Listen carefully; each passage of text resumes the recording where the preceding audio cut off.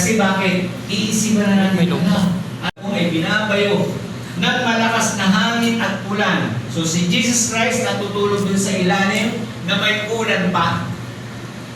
Amen? Kasi alam niya na kung saan or yung fear is wala sa Kanya.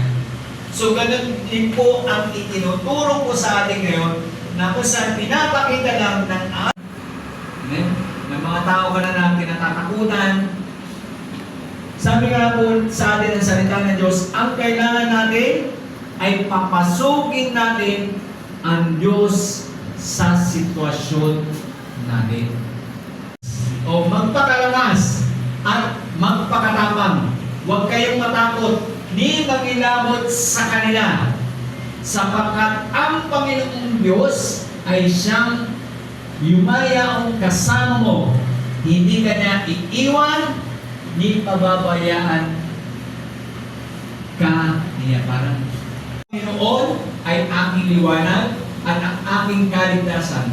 Kanino ako matatakot? Amen? Kung ang Diyos ang siyang ilaw,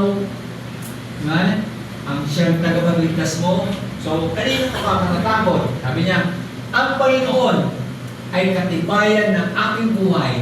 Kanino ako masisimula? Oras pong ito, Panginoon. Lord God, hindi po nasayang ang oras po namin dahil Lord God, kami po ay natuto po muli, Panginoon, sa pumasalita.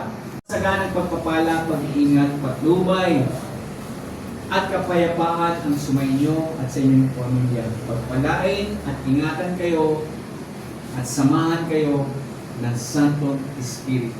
Sa pangalan ni Jesus, Amen.